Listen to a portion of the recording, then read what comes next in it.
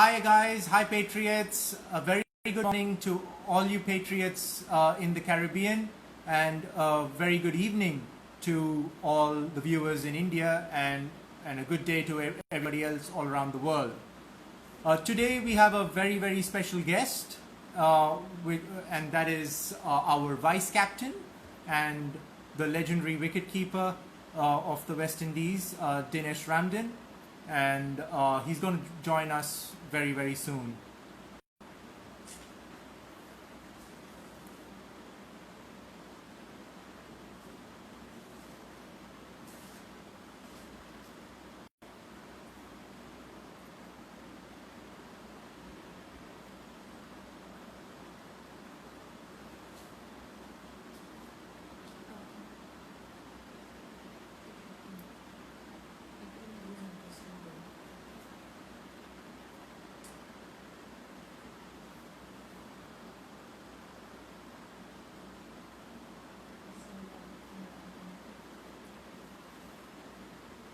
We're just waiting for Dinesh to join in a few minutes.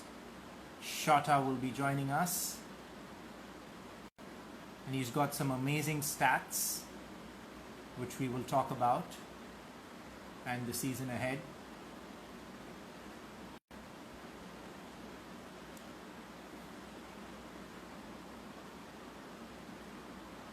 Dinesh, where are you?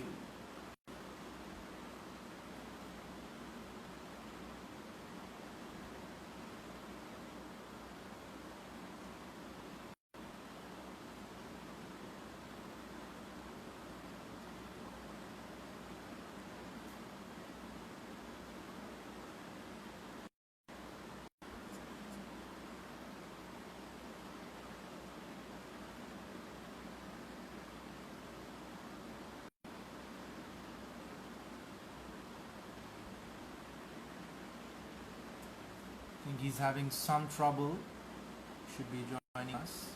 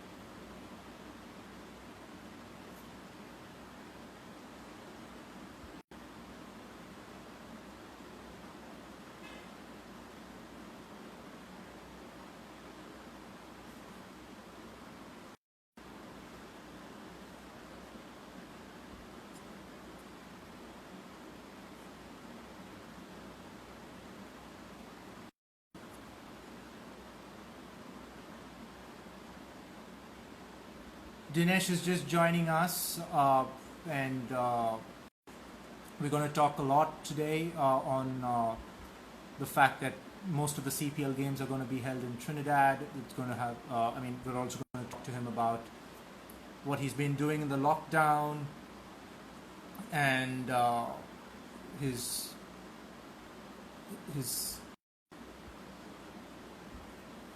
Shota is there. Live with Shota.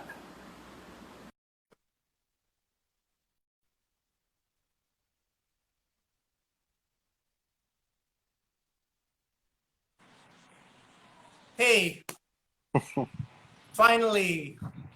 Hi, bro. How are you? How are you doing, Dinesh? I'm good. I'm good. I'm a bit up early, but yeah, you got me up early this morning. Excellent, excellent. Am I loud and clear? Loud and clear. Excellent, excellent. So, Dinesh, great having you on our show today. The second episode of the Patriots pitch. A few weeks ago, we had our captain Rayad Emrit talk to us, and today we're going to have some interesting, fun session with you. First and foremost, I know the lockdown's been pretty difficult for most of us, and how has it been for you in Trinidad? Yeah, it's pretty same all over the world where you have to take a lot of precautions and stay indoors. Spend a lot of time with the families. Um, not being able to see your friends or anything like that. So was good in a way that you can get closer to your family. A lot of indoor stuff. Trying to get the boys to do some schoolwork, which they don't like to be Yep. doing. So. A little bit of backyard cricket, football, cycling. That's about it. And belated birthday wishes to Matt, your son. Yeah, he was 5 yesterday, and the younger one, he was 3, what, a week and a half ago. So, yeah. Right.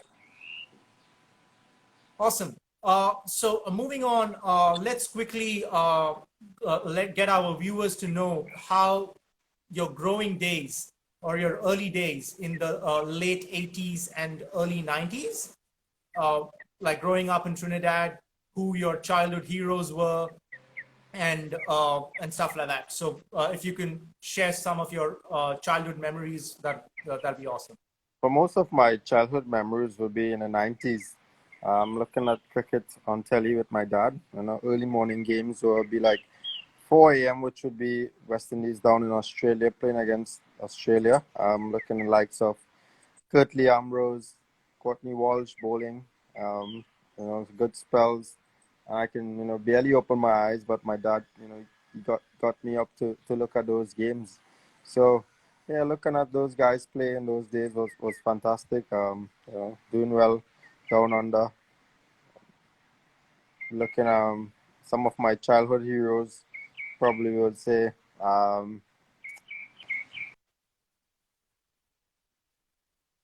Brian Lara, Jeff Dujon, Yeah, um, some of those guys who really did well. great.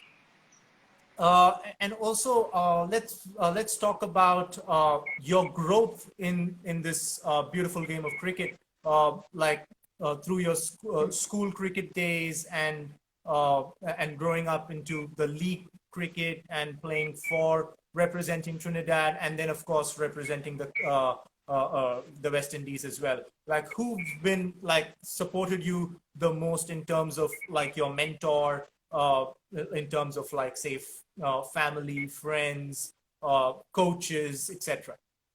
Yeah, growing up, And Dinesh, could you just be a little louder? It's growing up in a small village in Pearsall, it's central Trinidad. Um, it's a very cricket cricket village. I would say a lot of cricketers came out from that village. The likes of late Ranji Nanan, Inchan Ali, who right. played Test cricket. So by they giving us that confidence that we can go on and play for our country and West Indies. And I went to the primary school there, where we play a lot of matches for the Pearsall Primary School, which we won a lot of championships. And then from there, I went on to Kuva Junior Secondary, which myself and Ravi went to the same school, Ravi Rampol. All right. And we both kind of dominated school cricket at that time. And then, from there we went on to represent West Indies on the 15th. We played for Trinidad and Tobago on the 15th. We did well in 2000. Then there was a team for England for the West Indies on the 15 World Cup. And lucky enough, three of the guys, myself, Ravi Rampal, Aaron Raghunath, were from the same village that made that team. Wow. Went up there and we really excelled and did well. Ravi became our trump card in that tournament, being able to open batting and open bowling. So he was one of our main trump cards. But yeah, growing up from that era where I got the opportunity to play for Trinidad and Tobago under 15, which was fantastic. And going back to a year before that, 1999, now just home casually playing cricket in the backyard. And I got a phone call. I need to go on this flight to Guyana. So now I was shocked because the team was picked already. The guys were there. The tournament was going to be held. And when I got there, the manager at the time was Ian Bishop, who played for our club at the same time. So I had a relationship with him. And then when I got there, I said, "Hey, Bish, what's up?" But he was very serious. So I knew something was wrong. So he didn't say a word from the airport in Georgia.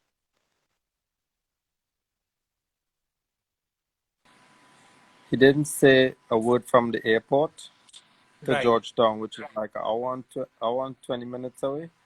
So then I knew it was very serious. So when he got there, then he explained, guys broke the curfew, guys went home. And I think that's where another opportunity came for me to represent Trinidad and Tobago. And then, well, obviously, 2000, I was picked, and then we went on to win the Under 15 World Cup in England. Of course. And then probably gradually continued to work hard, played for my club at 16, and then from there played for Trinidad and Tobago on the 19s, which we won the double in 2003, 2004, around there. Yeah, down in Guyana, which was the one-day tournament and a three-day tournament. And then later that year, 2004, we had the West Indies World Cup and the 19 World Cup in Bangladesh. Right. Where we came second in the finals against Pakistan. We beat Pakistan 2015 on the 15 World Cup. They came back and beat us on the 19 World Cup. That tournament was a very good tournament for us in terms of the type of players that they had. India had likes of Dinesh Karthik, Suresh Raina, Shekhar Dhawan. England had Alistair Cook, Ravi Bopara, Tim Brisman. All those guys went on to play international cricket and dominate at that level. So playing against those guys was really good. And seeing them flourish at international cricket. And then opportunity came probably 1 year after that, 2005, to go to Bangladesh. No, sorry, was it Sri Lanka?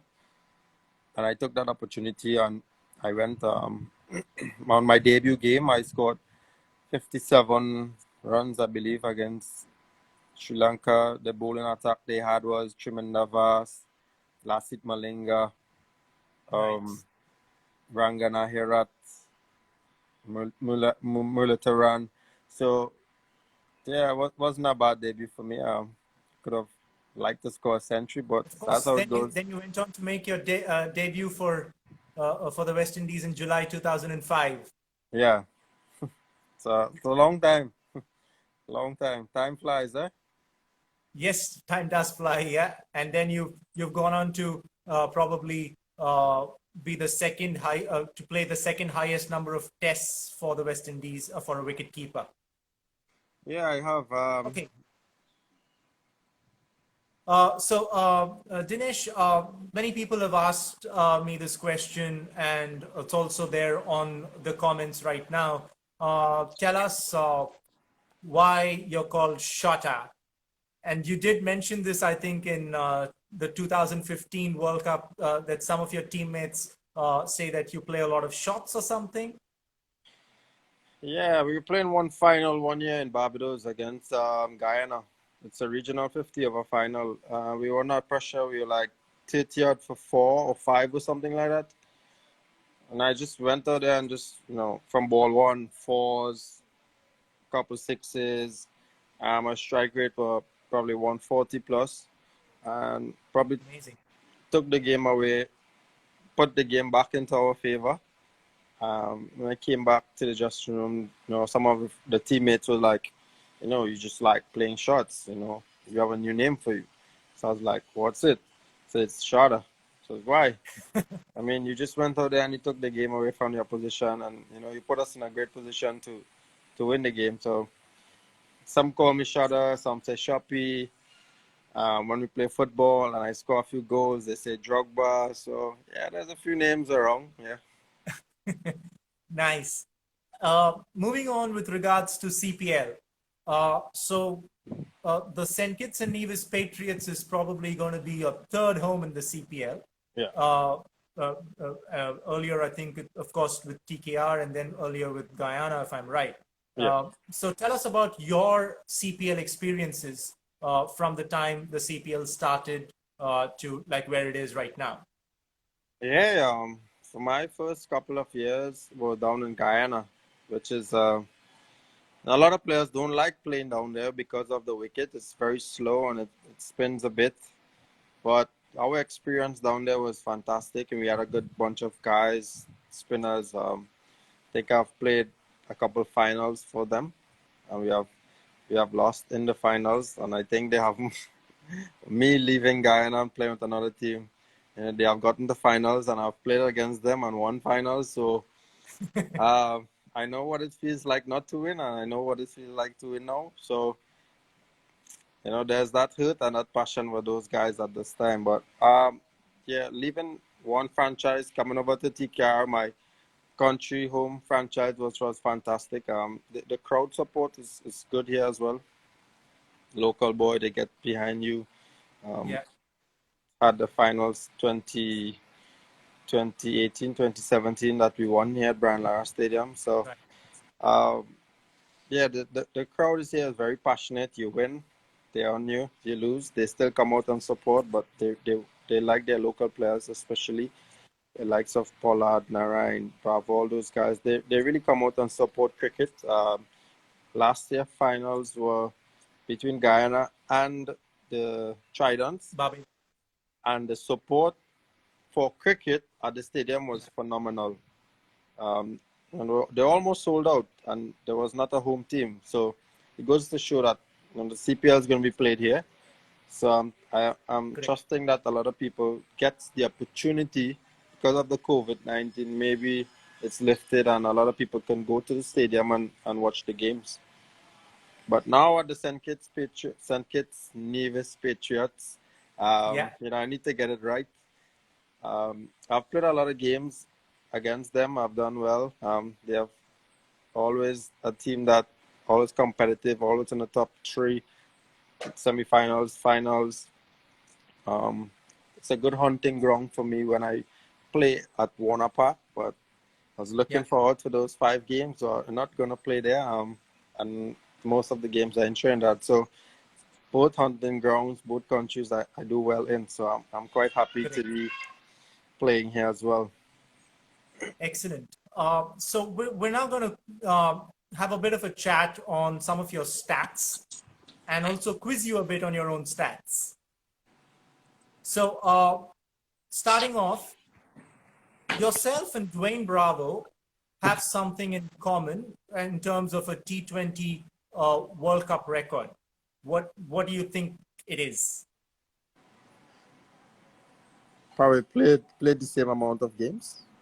Absolutely. Absolutely. You're back on. The two of you guess. played the most number of 2020 World Cup games. And believe you me, all you Patriots fans watching this, we're talking to somebody who's played 6 T20 World Cups.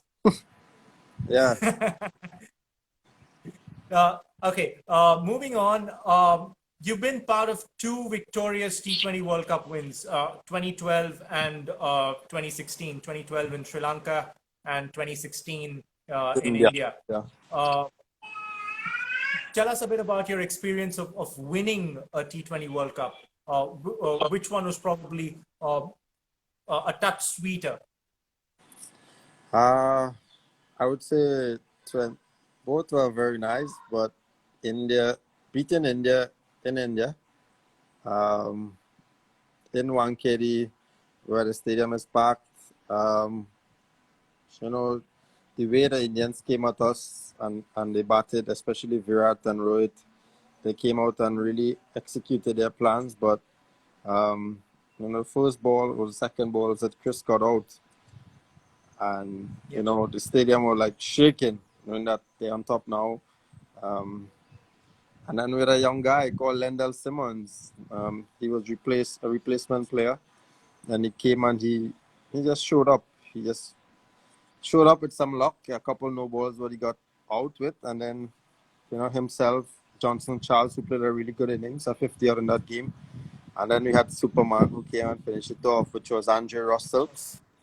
He hit 1/6 that night. I think it was going out of 1KD. It went to the top third tier. It's one of the biggest sixes I probably see at 1KD. But I believe that was the finals that night, playing against India. Um, they were really up for it. And then, Absolutely. it was just one of those memorable T20 games. And then thinking that would have been it, then we came and played against England in Kolkata. Yeah. 150, I think we'd have gotten that quite easily. But they made it hard for us. They had a good bowling lineup. And then Right. the hero, Carlos Brathwaite, Yeah. you know, True. he, Absolutely. he hit four Uh, sixes to that's correct. finish the game. But Malan Samuel's innings, which held it for us, he scored at 80 again. Fantastic batting by him. Absolutely. I think your picks have been awesome about on the best T20 World Cup wins. Just coming back to some of your childhood heroes, how much have you interacted with the West Indian wicket-keeping legend Jeffrey Dujon? Do you know that you're just 5 tests short of Dujon's record of most tests by a wicket-keeper for the West Indies? Yeah, I knew I was somewhere around there. And I haven't played a test match in probably 3 to 4 years. And if I had, probably I'd have reached close to 100. But Correct. it's probably beyond my control at the time, whatever had happened. But it is what it is. But I had a few interactions with him. The games that he played, memorable innings, great catches, the bowlers he had to keep against. Fantastic guy, commentator, and he always shares experience. So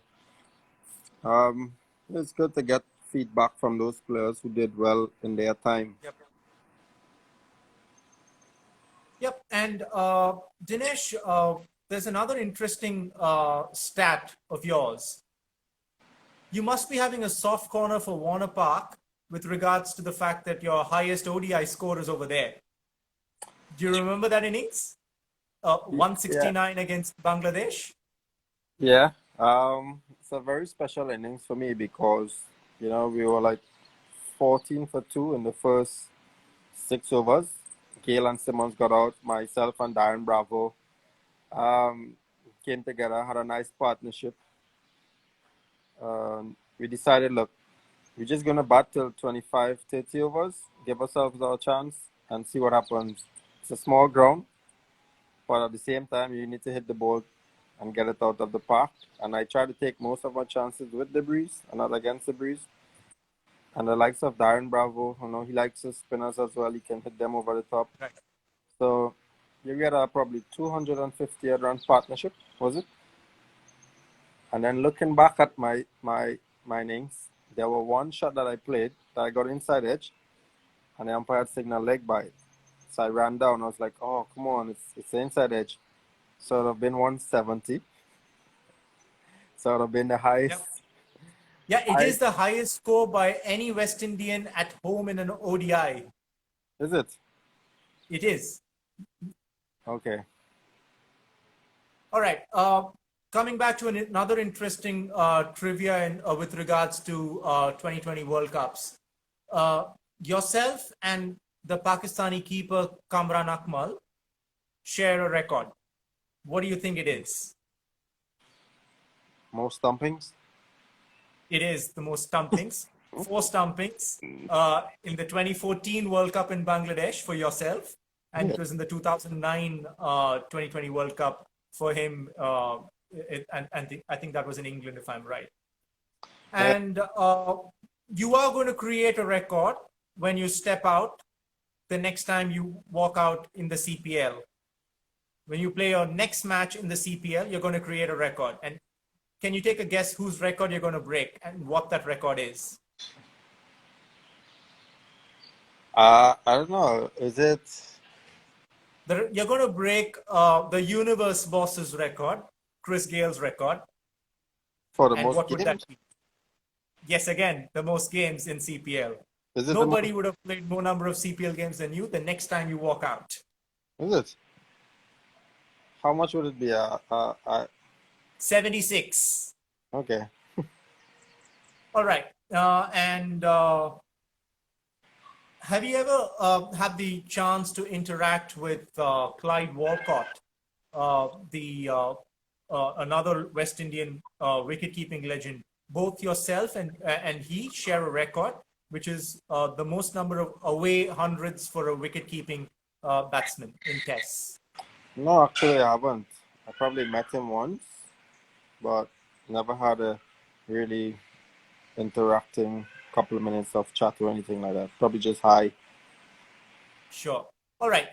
So moving forward with regards to the season ahead, the preparation Denesh Ramdin is doing for getting geared up for the season starting in about, say, 6 weeks' time. And also your thoughts on the new rules with regards to due to the pandemic, the COVID-19, the overseas players are going to get quarantined, and your experience being a local Trini boy, matches are going to happen in Queen's Park Oval and the Brian Lara Stadium. So talk us through what you see in the season ahead and how you've been working out and preparing. It's been good to have some quiet time, I would say, away from the game to reflect and then getting in Right. some fitness work. Just started this week here, coming to get out and hit some more balls because the ban has been lifted. So more cricket skills is gonna come into play for the next few weeks leading into CPL, as well as keeping myself fit and gym and stuff like that. So Yeah. playing home against most of the other teams, knowing the conditions, our coach called me a couple times regarding what I've been doing in terms of preparation, what is the pitches going to play like. So we're trying to gather some more information to enhance our team strategies going forward. But yeah, the pandemic, everyone has to do what they have to do, but it's good that it's not as bad as, or we don't have it as other countries, like the thousands of who have lost their lives, who are still sick, and the borders have been reopened and it's still happening, but Right. our borders have been closed still. Um, Hopefully, whenever it's open, we'll be able to get our international players in for that quarantine period. Now, our local players are good, but when you have the international players coming in to join the franchises, makes it a lot better, a lot more fun. Seeing different players with different skills coming to execute, like the Rashid Khans, the Shoaib Maliks, all those players with different skills who comes into the tournament and does well for them. So it's going to be a fun tournament again. I said in Trinidad, it's one of the biggest party in sport. So CPL is always a fun tournament. If it's twice a year, it's even better. Awesome. Dinesh, let's talk about you've played in other leagues in the world. Like for example, you've played in the PSL as well, in the Pakistan Super League, and of course, almost every season in the CPL. If you can pick out that, or even from the West Indies T20 World Cups or whatever, if you can pick up that one happy, fun, interesting incident, whether it is the CPL or any other league. We've talked about the T20 World Cup, so let's just stick our conversation to the CPL in that case? I would say, was it 2018 finals where Colin Monroe were playing against Imran Tahir, and the way he celebrates his wickets, his Right. two hands in the air, he runs towards the boundaries, to his fans, whatever. So I believe he got him out previously to that. So when he hit the winning run this time, he put his two hands up and he ran all the way around the ground, trying to mimic him and show him that, I'm the boss tonight. So, it was just a funny moment for us, by him doing it, very nice guy, quiet, fun going around, does well in the CPL, both of them. But yeah, just a fun moment for us when he did that. We wasn't expecting it from him. Right. All right. Moving away from cricket and moving away from CPL, what does Denesh Ramdin do to unwind? Does he watch films? Does he listen to music? What's the kind of movies or music Dinesh listens to? Well, for our it's multicultural here in Trinidad, where we listen to most of our music, more Hindi. Well, for me, I listen to Hindi, Indian, chutney, soca, hip hop. So I listen to everything. I don't discriminate any type of music. So I'm easygoing. Some of my downtime, well, when I'm not playing cricket, I'm not looking after the kids, ran off on a golf course to play some golf, which I'll miss in St. Kitts this year because the golf course is just over the road. Yeah, that's correct. And tell us something about. I'm going to quiz you on 5 legends of West Indies cricket, and you have to tell me just one line about each of them. Okay. All right. And we start with the legend Brian Lara. One line. Brian Lara, one of the best or the greatest batsmen I've seen and played with. 2, Dwayne Bravo, your good friend. Dwayne Bravo, good dancer. All right. 3, the keeping legend who we mentioned earlier, Jeffrey Dujon. Great keeper, excellent commentator. Oh, great. And Sir Viv Richards, the Master Blaster. Master Blaster, the way he walks out onto the wicket and takes charge of the opposition. And another childhood hero of yours who you mentioned, Curtly Ambrose. Say Curtly Ambrose, I know what he can do on the field, but off the field, he's a great musician. Wow. Great. Now, I'm going to quiz you a little. I wouldn't say quiz you. I'm going to create a super over scenario. So basically, today, the wicketkeeper plays a very important role in the system. So imagine you've got either a destructive batsman like a Chris Gale or a Andre Russell in the opposition, and you've got a young bowler. You choose whether it's a spinner or a fast bowler. What is the advice you will tell the bowler? 12 runs to get, 6 balls to go. How can he defend a destructive player? Well, there's so many destructive players at the moment in world cricket, in the CPL as well. Yep. It depends on the ground you're playing, the pitch on that particular day, and what type of bowler he is. If he's a bowler that can bowl good Yorkers, full and straight, or if he's a bowler that can bowl wide of the stump. Most players like the likes of Pollard, Gale, Russell, or everyone tries to execute wide Yorkers, or sometimes hit their boot. But most times, if you don't hit their boot, they hit you out of the park. So most bowlers try to go wide. You try that at first. if you execute. Sometimes the ball goes down to third man or sweeper, point on the boundary. But it's all about executing and believing. I think sometimes when you're on the top of your mark, and then when you get to the crease, you'll be like, should I not do this? Or should I go the opposite way in terms of doubting your ability and your skills? That's why Dwayne Bravo is so successful. You know, he has one plan in his mind and he does that and he believes in himself. And he always share that experience in the dressing room, whichever teams he plays with. Always execute, set your field, back your skills. Most of the times it may come off, some days it may not. If it doesn't, it's just T20, it's a game, you live, you learn, and you move on. Correct. Absolutely. Fair enough. And before we talk to you on your all-time West Indies 11 and CPL 11, which is our tradition in our Patriots pitch, one question on the additional responsibility you're going to have as a vice captain of the team as well. So your thoughts on being named as the vice captain of the team as well?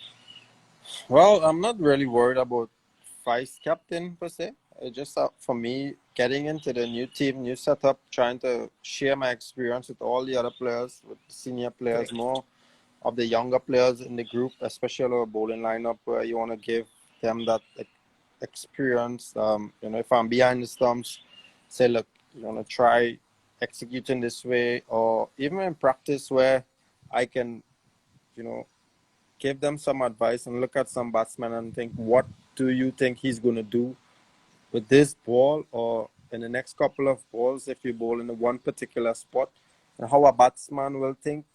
If I'm a batsman, you're a bowler, I'm going to explain, okay, if you bowl two balls, say I'm going to think you're going to bowl a third ball there.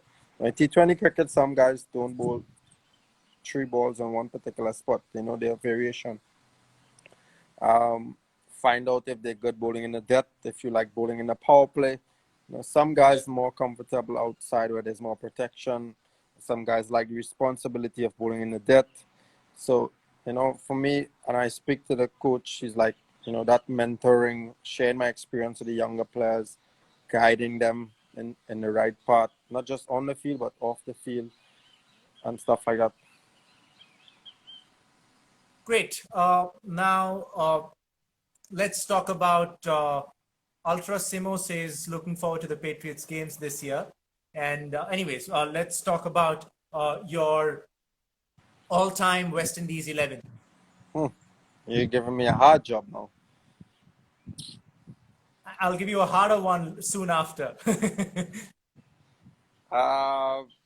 Chris Gale, Gordon Greenwich, Brian Lara, Shiv Chandapal, Ramner Sawan. Will be obviously Jeff Dujon, who have done well. His stats says it all. Sunil Narayan, Dwayne Bravo, Kitley Ambrose, Ravi Rampal. And one more. It'll be Courtney Walsh. Nice. That's a pretty impressive lineup. I think you probably nailed it, and it's probably going to be very difficult to beat that side if that side ever meets plays against anybody. And now let's talk about your all-time CPL 11, and you can have 4 foreigners.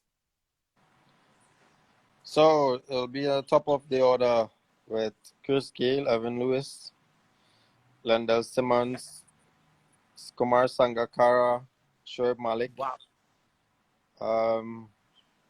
Kyron Pollard. How much is there?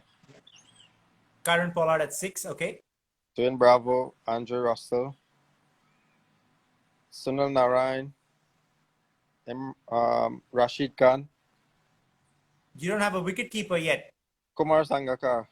Oh yeah, Kumar Sangakkara. Yeah, sorry. I missed that. Yeah. How much is there?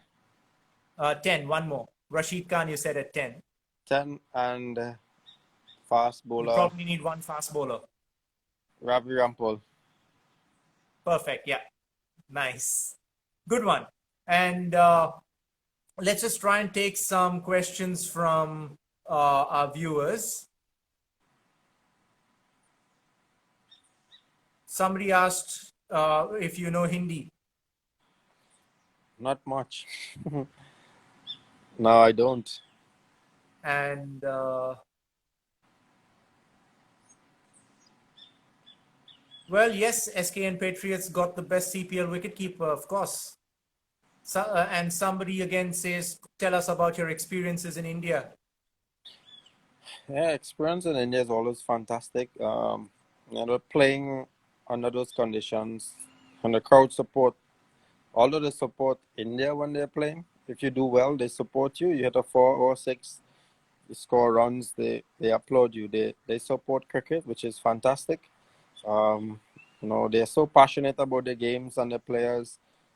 They go all out. They will travel from city to city on trains just to watch a match. You would see 50 people in just a little shop looking at a small television when the games are going on. Now they're just cricket crazy. The love and passion for cricket is just at a different level. Nice. I think we just have one more question before we wind up.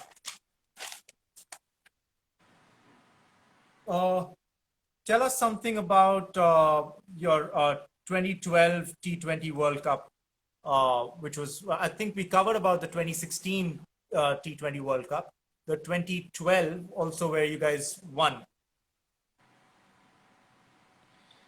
Well, what was memorable for us? The semi-finals against New Zealand. Was it Hambantota, I believe, one of those grounds where we had a super over, and they got 10 or 12 runs in that super over. Marlon Samuels bowled that over, and Ross Taylor was batting. So we needed 12 runs in the super over. I think it was Chris Gale and Marlon Samuels. They had the opportunity to finish the game, and they both went out and did it for us. And somebody just asked a question on how difficult is it for you as a wicketkeeper to keep against a mystery spinner like Sunil Narine? To me, it was pretty easy because we played a lot of games before the CPL started, which was like our regional T20 tournament.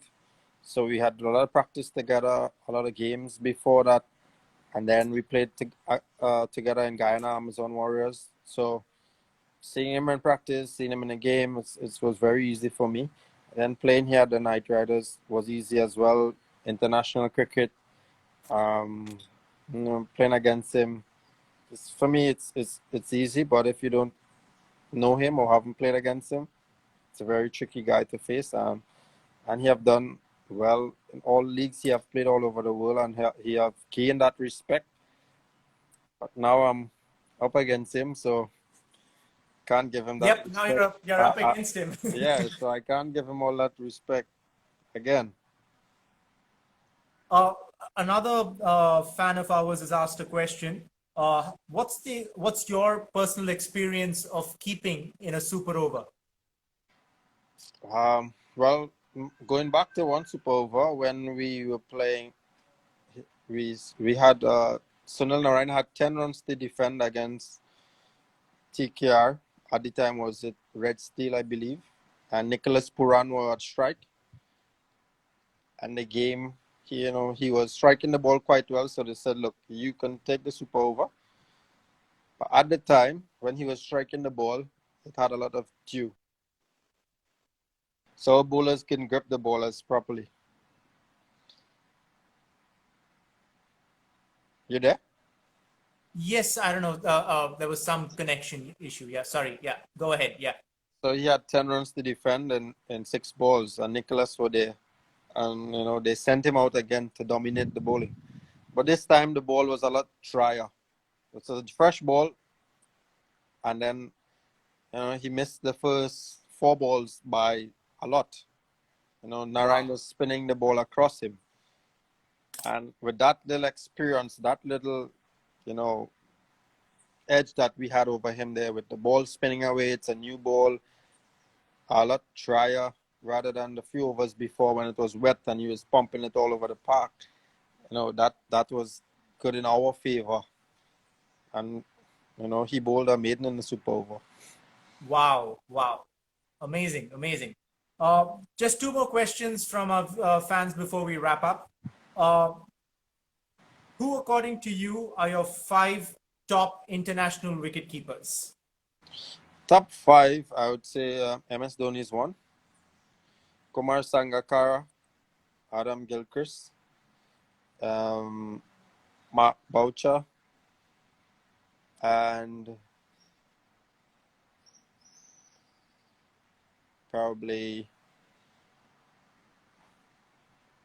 who's there again? I've played against so many. Brendan McCullum? Yeah, he's up there, but he didn't keep as much as when I played against him. So I would say Brad Haddin as well. He's up there. Brad Haddin. Yeah. Nice. And finally, we just wrap up with what do you think are your goals for CPL 2020? You know, a lot of people ask the question for all the teams that you play with, and what is the goal? And everyone said, well, winning the championship. Well, winning the championship without winning any games, you're not going to win the championship. So it's all about assessing and taking one game at a time. T20 cricket it's very strange. Strange things happen in T20 cricket. You know, you have 30 runs in 2 overs, and sometimes you win the game, sometimes you lose the game, you know, just by a couple of mistakes. So on the day, you know, you take it at stride. My goal really is to have the guys prepare well and execute. So you prepare well, execute. Prepare well and execute, yeah. And the outcome should take care of itself. Yeah. Thank you so much, Dinesh. It was lovely having you over on Patriots Pitch, our second episode. And hopefully we'll see you soon in Trinidad. Sure. Thank you. Thank you all. Take care. Yeah, thanks. Bye-bye.